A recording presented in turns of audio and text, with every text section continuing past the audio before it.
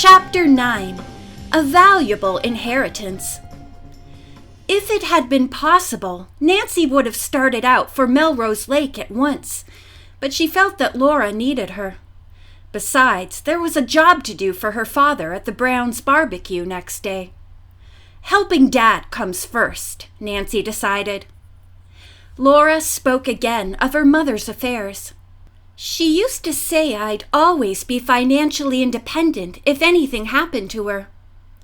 We'll find out, Nancy said, and then took Laura upstairs so she might shower and rest. In the meantime, Nancy selected some of her own clothes for the visitor. When she appeared at the dinner table, Hannah declared that Laura looked pretty as a picture and much more relaxed. "I am, thanks to both of you," their guest said gratefully. When the meal was finished, the two girls sat out on the Drews' porch. To cheer up her guest, Nancy told Laura of her funny experience with the French poodles while trying to get volunteers for the youth center.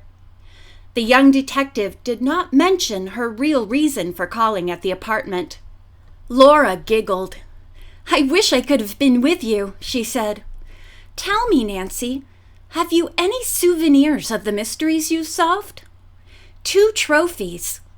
Nancy displayed a mantel clock and a valuable silver urn.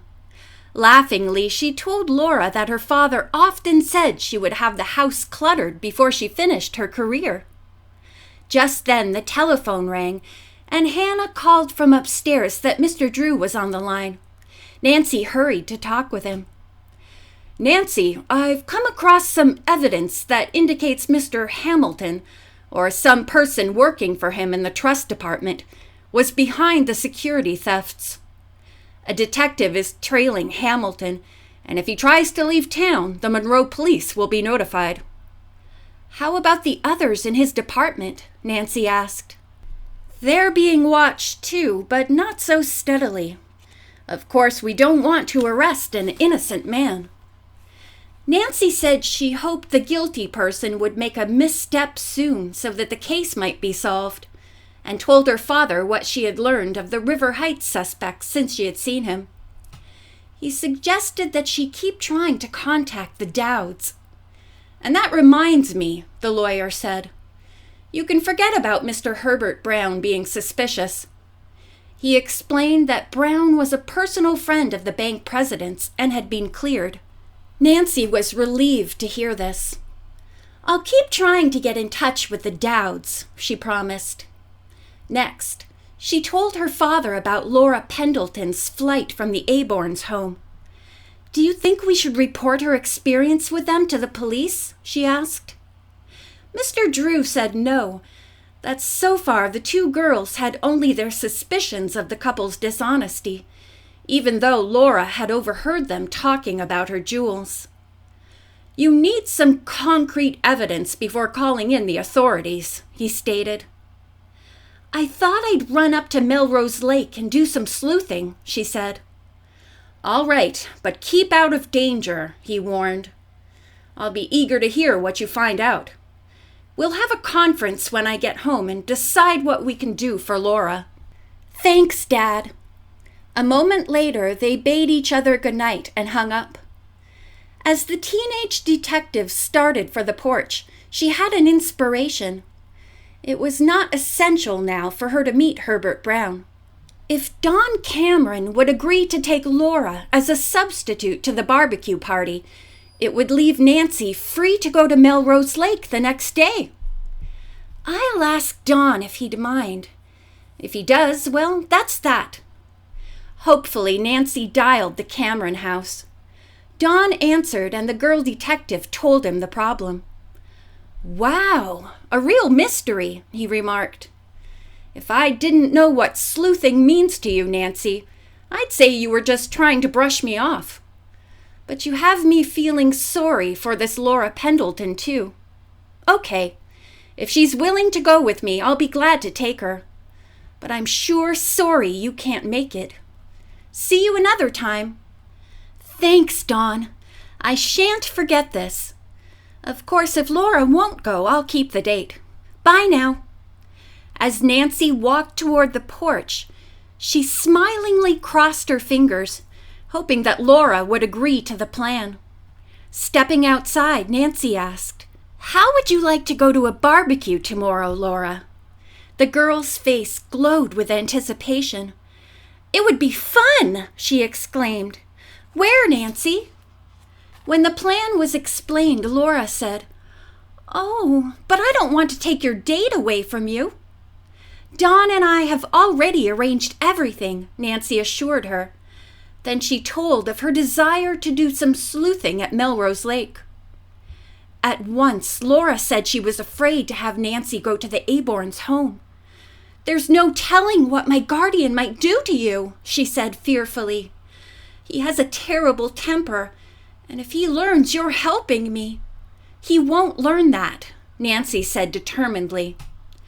Reluctantly, Laura agreed to Nancy's whole scheme.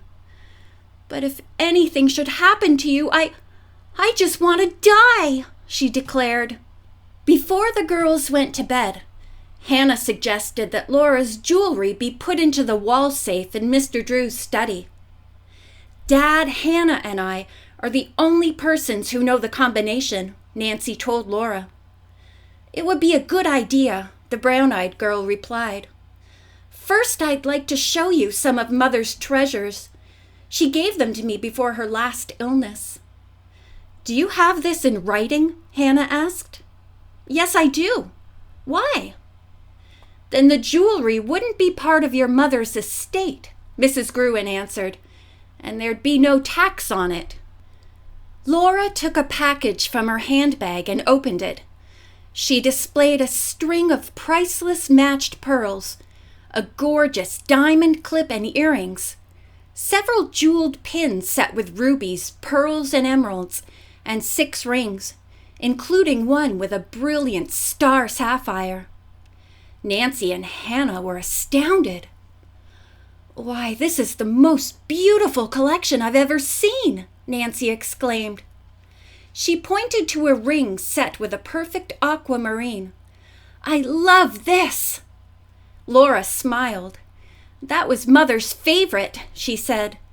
"My father gave it to her on their first wedding anniversary." "Thank goodness your guardian didn't find these things," Hannah declared. Finally, the jewels were put into the safe and everyone went to bed. Nancy awoke at 7 o'clock the next morning. After taking a shower, she decided to wear a forest green cotton dress and flat-heeled brown play shoes. Laura was still sleeping when Nancy joined Mrs. Gruen at breakfast. The housekeeper was using a cane. "My ankle feels almost as good as new," Hannah announced. "I've discarded the crutches." Nancy was delighted to hear this. As they ate, she and the housekeeper talked about the young sleuth's trip. "I'll worry about you every second until you return home," Mrs. Gruen declared. "If you're not here by 10:30, I'll notify the police." Nancy grinned. "I'll try to be here by supper time. If not, I'll call you." A short while later, Nancy battled the early morning traffic through the city.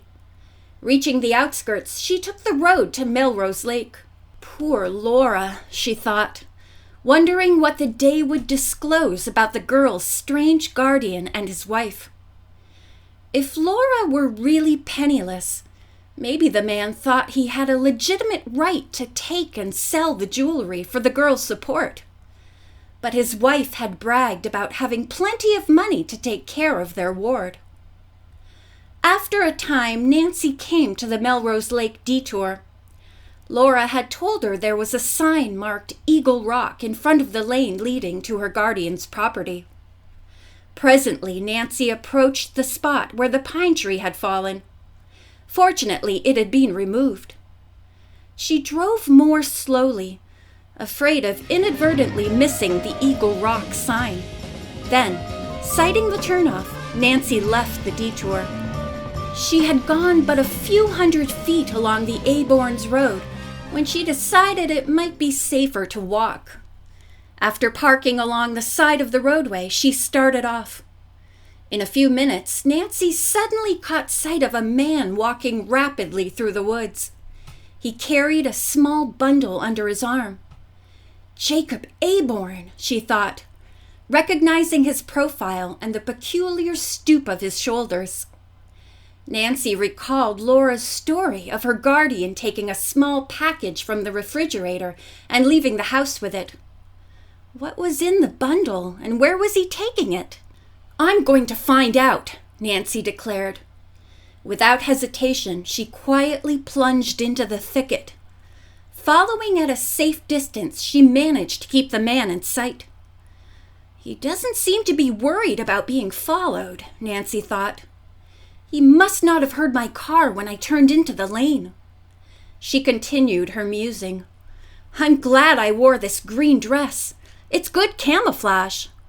Just then, a twig crackled under her foot, breaking the stillness of the woods. Jacob Aborn turned and looked back, frowning. He stood a minute, listening intently. Only by ducking quickly behind a large bush had Nancy avoided detection. I'd better be more careful if I don't want to get caught, she warned herself. As the man continued through the forest, Nancy followed, painstakingly avoiding twigs or loose stones. She kept well behind him. Wouldn't it be a joke on me if he's just a bird watcher? She giggled at the thought. And maybe that package has his lunch in it. Laughing to herself, Nancy picked her way through the woods as she trailed Laura Pendleton's guardian. Suddenly, he disappeared behind a clump of high blueberry bushes. Nancy hurried forward.